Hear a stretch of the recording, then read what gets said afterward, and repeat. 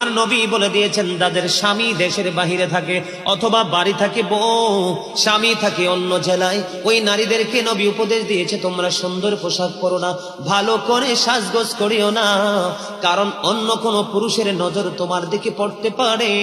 ও বন্ধু, নারীদের যত সাজগোজ, যত সৌন্দর্য, সবকিছু স্বামীর জন্য, অন্য কোন পুরুষকে দেখাতে পারবে না। নারীরা হলো গোপনীয় জিনিস। কি জিনিস? গোপনীয় জিনিস। তারা থাকবে পর্দার ভিতরে, ঘর থেকে বের হলেও পর্দা নিয়ে বের হবে।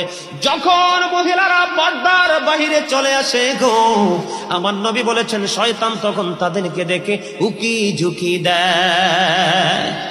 মহিলারা যখন বন্ধু পর্দার বাইরে যায়, দর্শনের শিকার হয়। কথা বলে না? আজকে পৃথিবীর ইতিহাসে তথা বাংলাদেশের ইতিহাসে দেখেন, একটা ইতিহাস দেখাতে পারবেন না একটা পর্দাশীল নারীর জীবনে কোনো